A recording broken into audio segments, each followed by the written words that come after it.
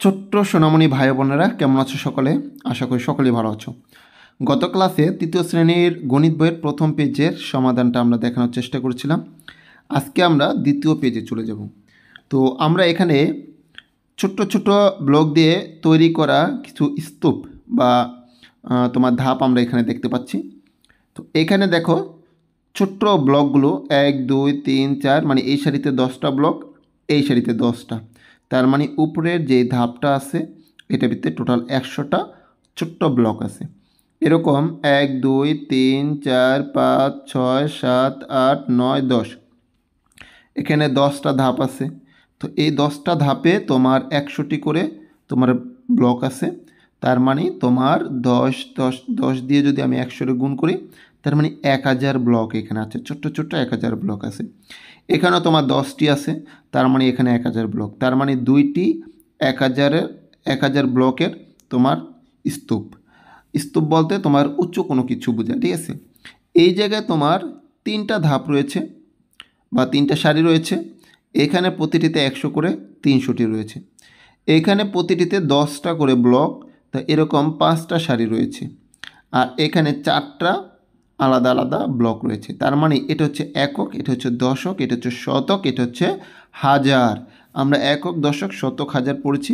তো একক, দশক, শতক, হাজার। তার মানে হাজারের ঘরে রয়েছে দুইটি ধাপ বা দুইটি স্তূপ, তার মানে দুইটি 1000, 2000। 3টি শতকে 300, আর 5টি দশক হচ্ছে 50, 4টি একে হচ্ছে 4। তার মানে আমরা একক এবং দশক একসাথে উচ্চারণ করব 54। একক এবং দশক একসাথে হবে 54। তাহলে আমরা যে সংখ্যাটি বললাম এটি হলো 2354, এবং আমরা এটি অঙ্কে লিখব 2354। এটা হচ্ছে একক, এটা হচ্ছে দশক, এটা শতক, এটা হাজার। এরপরে বলছে নিচের কোন বক্সে 925টি ব্লক রয়েছে। এখন ব্লক দেখো 925টি। তো প্রথমত 900, তার মানে এই জায়গায় এক একটা ব্লকে 100 আছে, এরকম 9টা স্তূপ হতে হবে। 1 2 3 4 5 6 7 8 9, এখানে 9টা আছে। 1 2 3 4 5 6 7 8 9, এখানেও 9টা আছে। তার মানে 900। এবার 25 দশকের ঘরে আছে তোমার 2, আর এককের ঘরে আছে 1। তার মানে দশক 2টি হবে। তাহলে এখানে আছে দশক 2টি, এখানে হচ্ছে 3টি। তার মানে এটা হবে না, প্রথমটা হলো। এবং 5টি তোমার আলাদা ব্লক আছে, তার মানে এককের ঘরে 5টি। তো এ থেকে আমরা নিশ্চিত হলাম যে এটা হবে সঠিক, এটা ভুল, ঠিক আছে, এটা হচ্ছে ভুল। ওকে, পরবর্তীতে আমরা অঙ্কে চলে যাই, দেখি অন্য কি অঙ্ক দিচ্ছে। এখানে বলছে গণনা করি ও সংখ্যায় লিখি। হাজার, দেখো হাজার আছে কয়টি? 1 2 3 4 5 6 7 8, তার মানে 8000 রয়েছে। এখানে কত আমরা লিখতে পারি? কত? 8000। শতক আছে 1 2 3 4, 4 শতক।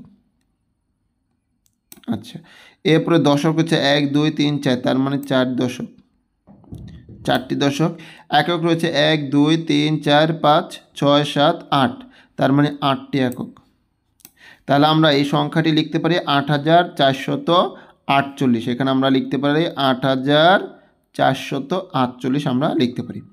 ওকে, এরপরে তোমাদের পড়ি ও কথায় লিখি 3 নাম্বার এই সমাধানগুলোতে যাই। প্রথমত এখানে আমরা যদি এই 1 নাম্বারটা ধরি, এখানে হচ্ছে 8 হচ্ছে একক, 3 হচ্ছে দশক, 2 হচ্ছে শতক, 1 হচ্ছে হাজার। তার মানে 1238। এটা কি হবে? 1238। এভাবে তোমরা কথায় লিখবা, ঠিক আছে। এরপরে এখানে হচ্ছে একক, দশক, শতক, হাজার। হাজারের ঘরে 2, শতকের ঘরে আছে 8, দশকের ঘরে 1, এককের ঘরে 5, তার মানে এই জায়গায় 15। তাহলে 2815, 2815। এখানে তুমি এককের ঘরে 1, দশকের ঘরে 1, শতকের ঘরে 1 দেখতে পাচ্ছ, আর হাজারের ঘরে আছে 3, তার মানে 3111। এই জায়গায় একক, দশক, শতক, হাজার, 4335। তাহলে এটা কত হবে? এটা হবে 5153। এইগুলো তোমার অঙ্কে লেখা আছে, তোমার এগুলা কথায় লিখতে হবে। এবার অঙ্কে লিখি, এই জায়গায় কথায় লেখা আছে মানে বানান করে লেখা আছে, তোমার এটা অঙ্ক লিখতে হবে। এখানে কত? 1000। তাহলে 1000-এর জন্য আমরা লিখব 1। এরপরে 1 শতকের জন্য আমরা আলাদা একটা 1 লিখতে পারি। এরপরে 35 মানে 3 10 5 35। এরপরে 2 নম্বরে 3979, 3000। তা 3000-এর জন্য আমরা 3 লিখতে পারি। তারপর 900-এর জন্য আমরা লিখতে পারি 9, 900-এর জন্য 9। 79-র জন্য আমরা লিখতে পারি এখানে 7, 9। এই হচ্ছে 79। এরপরে 7869, 7000, হাজারে করে আছে 7, আমরা 7 লিখলাম। 7800, তার মানে শতকের ঘরে 8।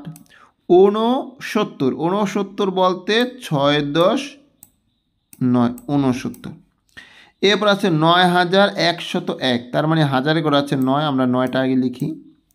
এরপর 100, তার মানে শতকের ঘরে 1। 1 বলছে, তার মানে দশক নাই। দশক না থাকলে আমরা এই জায়গায় 0 দিব, দশক না থাকলে 0। মাঝে যদি দশক বা হাজার বা শতক না থাকে ওই ক্ষেত্রে আমরা 0 দিব। আর এই 1-এর জন্য আমরা 1 লিখব। তো এই হচ্ছে তোমাদের দ্বিতীয় যে পেজ, এই দ্বিতীয় পেজের সমাধান। পরবর্তী ক্লাসে আমরা তৃতীয় পেজের সমাধান নিয়ে আসবো। এখানে তোমাদের অবশ্যই রিকোয়েস্ট করব, এই যে পেজটি দেখতেছো এই পেজটি ফলো করে রাখো এবং যে ইউটিউব চ্যানেলটি, এই ইউটিউব চ্যানেলটি সাবস্ক্রাইব করে রাখো। ভালো থেকো, সুস্থ থেকো, দেখা হবে পরবর্তী ক্লাসে। সেই পর্যন্ত আল্লাহ হাফিজ।